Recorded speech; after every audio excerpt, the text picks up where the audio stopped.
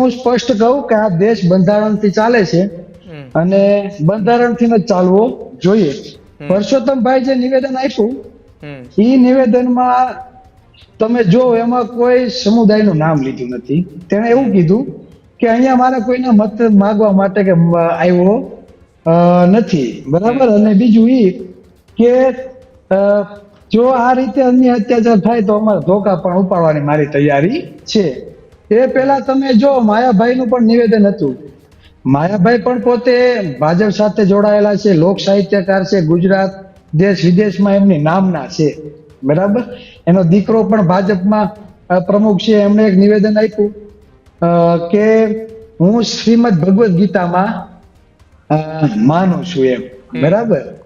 તો ખરેખર એ નિવેદન પણ તમે જોઈ લો એટલે સ્પષ્ટ તમને કહું કે શ્રીમદ ભગવદ્ ગીતાને આપણે જ્યારે વાંચીએ, બરાબર, તો ભગવત ગીતાના અધ્યાય 2 શ્લોક 31 અને 33 એવું કહેલું છે કે અધર્મ સામેની લડતમાં યુદ્ધ કરવું પડે એ આપણો ધર્મ છે. અન્યાય, અત્યાચાર અને પાપની સામે કદાચ લડવું પડે ને, બરાબર, તો એ આપણો ધર્મ છે. પણ હાલની વાસ્તવિકતા, દેશ આઝાદ થયો ત્યાર પછી આ દેશ બંધારણથી ચાલે છે. તો બંધારણ એવું કહે છે કે હથિયાર ઉઠાવવા જોઈએ નહીં. તો નિવેદન માયાભાઈ બાજુથી ને આવ્યું છે અને અહીંથી ને આવ્યું છે.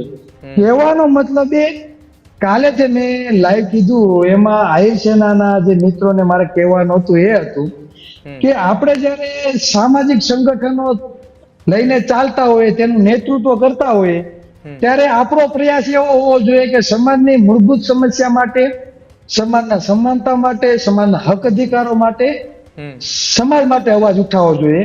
નહીં કે સમાજના આગેવાનો કોઈ નિવેદન આપી એ પકડી લે કે કોઈ સમાજના આગેવાનોના નિવેદનોને લઈ એવડું મોટું વાતાવરણ કરવું જોઈએ, બરાબર. આ દેશ બંધારણથી ચાલે છે અને બંધારણમાં કોઈ એવું કહેતું નથી કે હીરાભાઈ કે પરસોત્તમભાઈ કે ચિરાગભાઈ ધોકા ઉડાડે, બરાબર, તો એને સાવરવામાં આવે કે એના ઉપર કાયદાકીય કાર્યવાહી ન થાય.